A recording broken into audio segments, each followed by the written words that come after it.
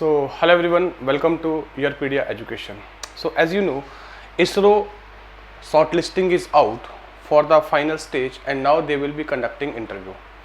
And if you are from the electronics background, right, so you know there is a huge number of vacancy, and you can do one thing, you can listen also the interaction of past year selected student from electronics on the YourPedia channel. So there are many students like Biswajit Panda is there, Madhuri is there, Abhishek is there. I guess their interactions are available there on the panel, right, or on the portal also. So guys, whenever we talk about the ISRO interview, the very first thing you need to keep in the mind, right, you need to prepare in well depth. You need to prepare in well depth, right? And with this preparation, with this well depth preparation, what does it mean? There are some, must topic. There are some must topic which you need to focus irrespective of what all subject you are going to mention them, what all subject you are going to tell them. What are those topics? Radar, range equation, and then there is Doppler effect in the radar. Then there is microwave devices, and microwave frequency band. So these are basically topic which you need to prepare as a complementary. Whether you are telling them, sir, I am comfortable in these or not, still they will ask question from them, because this is their core area of operation and they at least expect you to have knowledge in them. So apart from that, what all topic you need to choose? The first combination, I will suggest you guys straight away go with analog electronics. So if you are going with analog electronics, so plus network theory is must, because without network you can't solve the analog electronics. Then second, you can go for the digital electronics. And third, if you are going for the digital electronics, I will suggest you have the basic idea of the microprocessor also. I am not showing in detail, but basic idea of the microprocessor plus microcontroller. When microcontroller knowledge is required, let us suppose you have done some project. Which includes some microcontroller. You use some microcontroller to operate multiple sensors and other automation activities. So there they may ask you what kind of microcontroller you used and what was the architecture of that microcontroller and question related to that, right? So I told analog electronics, network, digital, and then you can go for control system, linear control system, and then plus signal system. So guys, these are the simplest or easy subject you can prepare. Now let us suppose you belong to this category. You are telling them these are the subject I am comfortable with, and you don't know anything about this, but still they will judge you on this topic, because again I am saying this is their area. And add one very important topic, that is antenna. I am writing time and again, antenna is very important topic for the ISRO interview.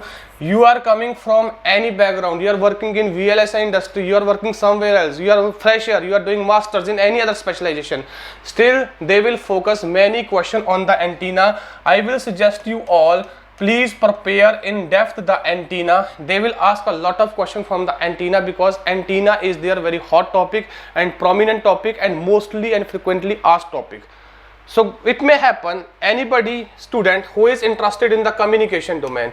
If you are doing your master in the communication domain, right, you are doing your master in the communication domain, right, or you are working in the communication domain, is it clear? You are working in the communication domain, then your wise selection of the subject must be signal system, because without signal system you can't study the communication engineering. Then next must be communication. Now when it comes to communication, guys, communication is very broad. It may be analog communication. You must be very clear about all the communication analog module like AM, FM, PM, what are their generation technique, what are their detection technique, what are modulation, demodulation technique, what are the advantage and disadvantage of each of them, and how to basically represent them mathematically, and how super heterodyne receiver work over the tuned radio frequency receiver, what quality does it offer, and what are the limitation of the super heterodyne receiver.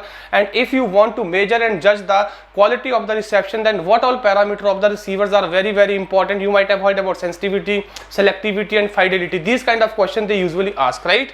Then they may ask you digital communication. Digital communication, the main focus is always on the match filter, always on the match filter, probability of error, spectral efficiency, raised cosine pulse, ISI, intersymbol interference error, how you can minimize them. So they will go into depth of that. And then obviously information theory and coding. What I'm writing, information theory and coding.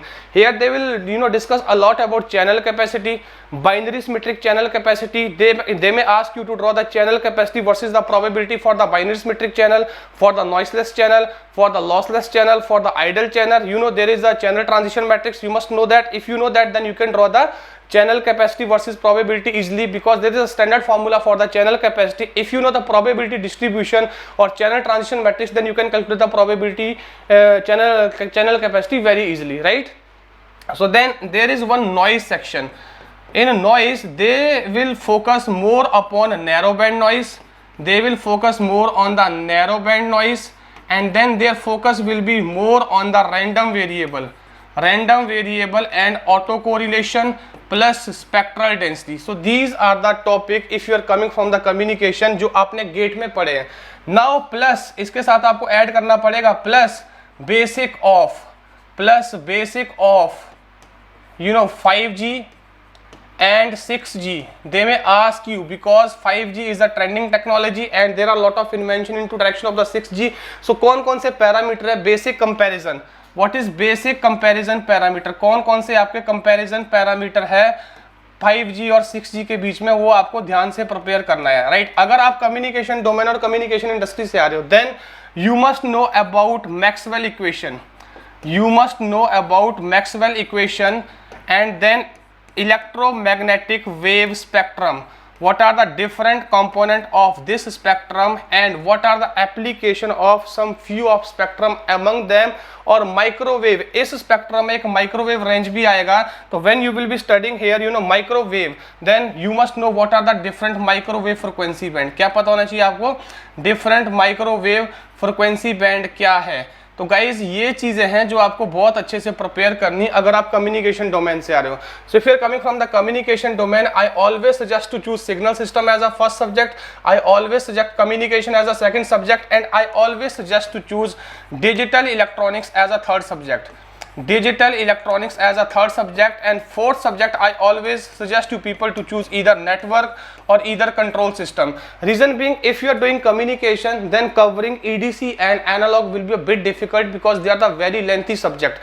I always suggest out of 5, I am repeating here, अगर आप 5 subject prepare कर रहे हो, 5 subject में से combination अपना ऐसा रखो कि जो आपके 2 सब्जेक्ट है वो आपके बहुत हार्ड कोर हो, जो आपके 2 सब्जेक्ट है वो आपके हार्ड कोर हो, और जो आपके प्लस 3 रिमेनिंग सब्जेक्ट है वो आप क्या है, बेसिक फंडामेंटल सब्जेक्ट को ले सकते हैं. किसको ले सकते हैं? बेसिक फंडामेंटल सब्जेक्ट को आप ले सकते हैं गाइस. ओके, जैसे कि मैं एग्जांपल ले रहा हूं. फर्स्ट केस में आपने ले लिया EDC plus analogue, right?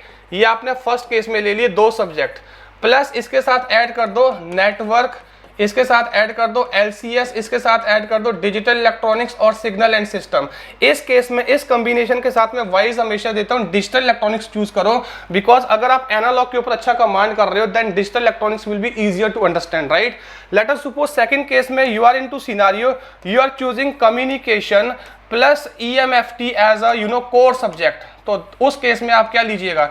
LCS ले लीजिएगा, प्लस नेटवर्क ले लीजिएगा, प्लस सिग्नल एंड सिस्टम ले लीजिएगा, because signal system knowledge is much required for communication. Without signal system you can't do the communication. So guys like this you need to smartly choose your subject. And next point, it may happen that you are a fresher candidate. ये हो सकता है कि तुम एक fresher student हो, और हो सकता है कि आप एक वर्किंग प्रोफेशनल हो, एक्सपीरियंस स्टूडेंट हो. तो जब आप फ्रेशर हो तो आपका जो बीटेक प्रोजेक्ट होगा, आई एम रिपीटिंग, जो आपका बीटेक प्रोजेक्ट होगा वो बहुत इंपॉर्टेंट रोल प्ले करता है. बीटेक प्रोजेक्ट में आपका आइडिया क्या था, ठीक है, आपका इसमें कंट्रीब्यूशन क्या था, इंडिविजुअल कंट्रीब्यूशन क्या था, उसके बाद आपने कौन सा टेक्नोलॉजी इसमें यूज किया था, राइट? अगर आपने कोई प्रोग्रामिंग लैंग्वेज यूज किया था तो कौन सा आपने प्रोग्रामिंग लैंग्वेज इसमें यूज किया था. अगर आपने इसमें कोई हार्डवेयर डिवाइस और हार्डवेयर मॉड्यूल यूज किया है तो उसकी करंट और वोल्टेज एंड पावर रेटिंग क्या है, राइट? और अगर आपने मल्टीपल मॉड्यूल यूज किए हैं वो आपस में कैसे कम्युनिकेशन करते हैं, राइट? सीरीज कम्युनिकेशन करते हैं, पैरेलल कम्युनिकेशन करते हैं, कौन से प्रोटोकॉल को कम्युनिकेशन के लिए फॉलो करते हैं। तो इस तरह के क्वेश्चंस आपसे पूछे जाते हैं अगर आप फ्रेशर और आपने एक अच्छा बीटेक प्रोजेक्ट किया है। अगर आप एक्सपीरियंस प्रोफेशनल हो तो सबसे पहले आपसे वो वर्क एक्स के बारे में ही पूछेगा, राइट। अब वर्क एक्स दो तरीके से हो सकता है कि आपका वर्क एक्स एक इरेलेवेंट नॉन टेक इंडस्ट्री में हो, राइट। अगर नॉन टेक इंडस्ट्री में होगा तो आपसे ज्यादा चीजें नहीं पूछी जाएंगी। अगर आपका टेक इंडस्ट्री में होगा, somewhere aligning with VLSI, RF, microwave, automation, embedded system etcetera, तो वहां पे वो बहुत डेप्थ में आपके वर्क एक्सपीरियंस के ऊपर जाएगा। रीजन बीइंग ही अंडरस्टैंड कि करंटली आप पिछले 2 सालों से जहां पे हो वहां पे आप कितना इफेक्टिवली कंट्रीब्यूट कर रहे हो, उसके बेसिस पे वो जज करने जाएगा। उसके बाद वो टेक्निकल सब्जेक्ट की तरफ आएगा, राइट। तो I hope these make sense. Next point is guys, अब प्रिपरेशन कैसे करना है। देखो प्रिपरेशन का सिंपल सा मंत्र है, मैं आपको सिंपल सा एक लॉजिक बोलता हूं। जैसे मैंने ये सर्किट बना दिया एक, राइट, ये मैंने एक सर्किट बना दिया RC सर्किट। सबसे पहले वो आपको बोलेंगे ड्रॉ वन RC सर्किट जिसमें आप इनपुट दे रहे हो, इधर ये आपके पास R है, ये C है और आप यहाँ पे आउटपुट ले रहे हो। समझ आ गई बात। उसने आपको पूछा कि बताओ ये सर्किट से हम क्या क्या एप्लीकेशन कर सकते हैं, क्या आप इसको differentiator, integrator, low pass filter, high pass filter use कर सकते हैं। आपने बोल दिया हाँ जी सर कर सकते हैं। उसके बाद वो पूछेगा बताओ कैसे, जस्टिफाई करो। आप एग्जांपल लोगे कि सर अगर ये लो पास फिल्टर है तो लो फ्रीक्वेंसी को पास करेगा, हायर को क्या करेगा, स्टॉप करेगा। उसके बाद वो यहाँ से जाएगा कि इसको ग्राफिकली बताओ। तो आपने कंट्रोल सिस्टम में पढ़ा होगा बॉडी प्लॉट, जहां पे आप यहाँ पे क्या प्लॉट करते हो बताओ, गेन प्लॉट करते हो डीबी में, मैग्नीट्यूड में। इधर आप लॉगरिथमिक स्केल में क्या प्लॉट करते हो, फ्रीक्वेंसी प्लॉट करते हो। तो यार सीधा इसका क्या निकालो, ट्रांसफर फंक्शन निकालो और उसके बाद उसका बॉडी प्लॉट निकालो या गेन वर्सेस फ्रीक्वेंसी कर्व निकालो। तो वहां से आप डेफिट करके डायरेक्टली बता सकते हो कि सर जो मैं स्टेटमेंट दे रहा था वो स्टेटमेंट थी, इस तरीके से मैं कह रहा था कि ये आपका लो पास फिल्टर काम करेगा या हाई पास फिल्टर काम करेगा या डिफरेंशिएटर काम करेगा या फिर इंटीग्रेटर काम करेगा, राइट। अब जैसे मैं एग्जांपल देता तो मैंने बात की चैनल कैपेसिटी की, राइट। तो चैनल कैपेसिटी का तुमने एक शैनन फेनो का फॉर्मूला पढ़ा होगा, C = B log of 2 × 1 + SNR।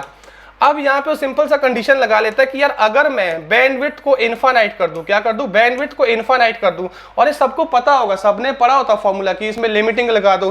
तो बैंडविड्थ को इनफाइनाइट करने से मेरी चैनल कैपेसिटी इनफाइनाइट क्यों नहीं हो रही है। देखो आपको पता है कि लिमिट लगाने से एक रिलेशन आता है 1.44 C/n समथिंग करके। आपको वो सीधा नहीं बताना, आपको एक्सप्लेन करना है कि सर यस आई एग्री, अगर बैंडविड्थ इनफाइनाइट कर देंगे तो ये फैक्टर इनफाइनाइट हो जाएगा। बट सर अंदर एक सिग्नल टू नॉइस रेशियो है जो कि सिग्नल पावर और sir divide by noise power होता है। और सर जब भी हम नॉइस पावर की बात करते हैं तो वहां पे जो बैंडविड्थ हमारी कंसीडरेशन में वो एक बहुत इंपॉर्टेंट रोल प्ले करती है। तो सर हमें ये फैक्टर को भी कंसीडरेशन में लेना होता है, इसलिए वी कैन से कि हमारा चैनल कैपेसिटी भी इनफाइनाइट हो जाएगा। ये मैं आपको कुछ डमी एग्जांपल ले रहा हूं, right. It may happen that analog electronics में जैसे उसने क्वेश्चन पूछ लिया आपसे, ये मैंने मॉस बना दिया, उसने बोला ये मॉस है भाई, ठीक है, और यहाँ पे मैंने एक सप्लाई दे दिया, लेट अस सपोज +-VS, इसको मैंने ग्राउंड कर दिया। ये मेरे पास क्या बन गया, ये मेरे पास NMOS बन गया। उसने आपको सिंपल सा क्वेश्चन दे दिया कि ये मेरे पास +VDD है, बताओ ये मॉसफेट कहाँ पे काम कर रहा है। सबसे पहले तो यार देखो आपका जो ड्रेन और गेट है शॉर्टेड है, तो इसका मतलब ये सीधा कहाँ हो जाएगा बताइए, ये सैचुरेशन में। तुमने बोला सर ये सैचुरेशन में काम कर रहा है, ठीक है, बट उसने अभी तुम्हें ये तो बताया नहीं कि जो VGS है क्या वो VTN से ज्यादा है कि नहीं है। बिकॉज यहाँ पे देखो ये वोल्टेज क्या है, VDD है, ये तो अननोन वोल्टेज है VS, इसके बारे में इसने कुछ आपको कमेंट ही नहीं किया। तो आपका क्वेश्चन बनता है पहले उसे इंटरप्रेट करो, उसे पूछो, एंटीसिपेट करो कि सर सबसे पहले आपको ये बताना होगा कि ये VS का रेंज क्या है। सर VS की रेंज के बाद ही मैं डिसाइड कर पाऊंगा कि ये ऑन होगा ऑफ होगा। बिकॉज अगर मेरे को पहले क्लैरिटी ये ऑन होगा उसके बाद ही मैं बता पाऊंगा ये ट्रायोड में जाएगा, सैचुरेशन में जाएगा। ओके आपने ऐसा बोला, उसने बोला ठीक है एज्यूम करो इसको वेरिएबल बना दो और ये वेरी कर रहा है 0 से VDD। कहां वेरी कर रहा है, 0 से VDD। अब बताओ, अब आप बोलोगे सर अब तो ये ऑन हो गया। अब ऑन के बाद कहां जाएगा, सीधा सा सैचुरेशन में जाएगा, क्योंकि जब भी आपका ड्रेन और गेट शॉर्टेड होते हैं तो ऑटोमेटिकली वो सैचुरेशन में होता है। अगर आपको ऐसे समझ नहीं आ रहा है तो आपने कंडीशन पढ़ा होगा VDS क्या होना चाहिए, > VGS - VTN होना चाहिए। यहां से भी आप वही कंक्लूजन निकालोगे, राइट। तो मैंने आपको शॉर्टकट तरीका बताया है। अब अगला क्वेश्चन हो, आपने यहां तक पहुंच गए, अगला क्वेश्चन वो बनाएगा कि यार एक काम करिए, इस पे आप ये VS ले लो, राइट, और यहाँ पे आप ड्रेन करंट ले लो। जो ये VS है ये वेरिएबल है, 0 से VDD वेरी कर रहा है। अब जरा ये drain current versus VS curve बनाओ, क्या ये ऐसा होगा या कोई और शेप होगा, वो कर्व बनाइएगा। अगर आपने ऐसा शेप बनाया ये कहां तक 0 जाएगा, सर यहाँ तक 0 जाएगा। अच्छा ये पॉइंट बताओ कितना होगा ये पॉइंट। तो गाइस ऐसे वो क्वेश्चन को एक्सटेंड करता जाता है। ये जस्ट मैंने कुछ एग्जांपल लिए आपको, और जब आप प्रेपरेशन कर रहे हो तो आपको अपना तैयारी भी इसी तरीके से प्रिपेयर करना है। तो I have told you the entire logics कि इसरो के लिए जब भी प्रिपेयर करना है आपको अपने आप से what, when, why, where, whom, ये सारे क्वेश्चन, जितने भी क्वेश्चन है ना उस टॉपिक को लेकर, वो आपके दिमाग में आने चाहिए। कई बार मैं बच्चों को पूछता हूं कि मॉसफेट, बीजेटी, इनके वोल्टेज करंट कैरेक्टरिस्टिक्स बनाओ, they are not in position to draw them correctly. यार जब भी आप इंटरव्यू के लिए जा रहे हो एटलीस्ट जितने भी एनालॉग कंपोनेंट है, जितने भी एनालॉग डिवाइस है, सबके वोल्टेज करंट कैरेक्टरिस्टिक्स आपको ऑन टिप्स होने चाहिए। So guys now you can start your preparation with the mentors of YourPedia education. So we will be helping you people in each subject. There will be one-on-one mentor interaction with you. So if you want to prepare with us, there might be a Google form down attached in the description. Feel free to connect with us and fill that. Thank you.